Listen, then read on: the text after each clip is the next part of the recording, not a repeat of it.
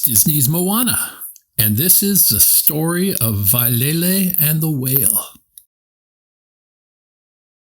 Long, long ago, there was a fisherman named Vailele who sailed far out into the ocean, ostensibly for deep-sea fish. But the real reason was that Vailele was drawn to the waves. He would sit on his boat for hours, hardly bothering to cast his line, and just watch the water flow around his canoe, floating it this way and that. One day, a sudden summer squall caught him in the open ocean and capsized his boat. Clinging to the overturned hull, Vailele prayed for help as the rain thundered down on him, and large waves tossed him from side to side. Eventually the storm calmed, but by then Vailele was far from his island. As he drifted, summoning the strength to right his boat, he felt something large nudge against him. Then it came again. Terrified it might be a shark, Vailele scrambled onto the hull before the animal could return. A round-nosed head broke the surface, and then a spurt of water blasted up and cascaded down on Vailele.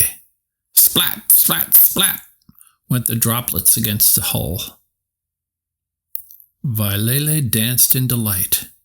His visitor was a humpback whale.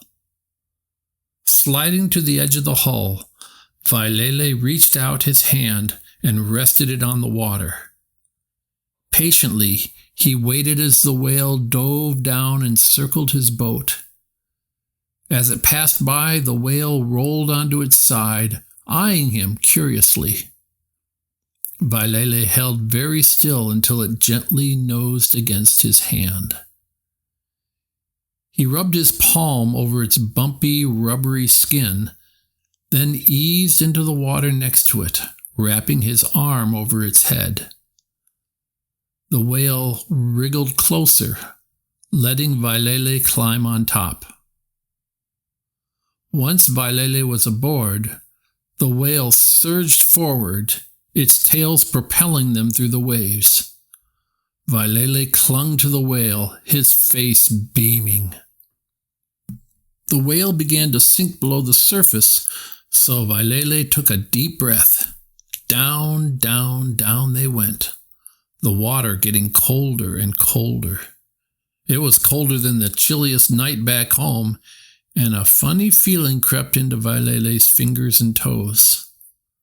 Suddenly, Vailele and the whale were surrounded by a fast-moving stream of water.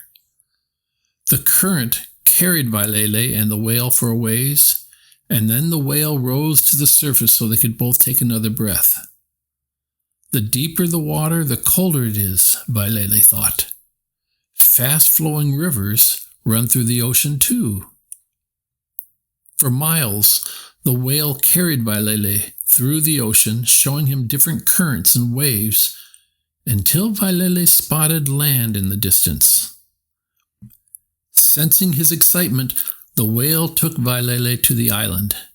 Its body shivered and shook as it touched the bottom, and Vailele slid off into the warm, shallow water, sand squishing between his toes. As he stood there, smaller curls of water washed over his legs. Vailele knew those ripples were the children of the waves farther out. Taking a deep breath, he smelled the salt of the sea mixing with the sweet perfume of plumeria from farther inland. After some time, Vailele swam deeper into the sea to where the whale waited for him, and it sank below the water to rise under him so he could again ride it. Now that it had taught him of the currents and introduced him to the different waves, the whale carried him home. Back among his people, Vailele told them of his adventures and of what he'd seen in the ocean. From then on, Vailele and his fellow voyagers had mastery of the currents and could recognize the waves. and on every voyage he took, Vailele was accompanied by his friend the whale, its graceful back slipping through the water beside his boat like a second outrigger.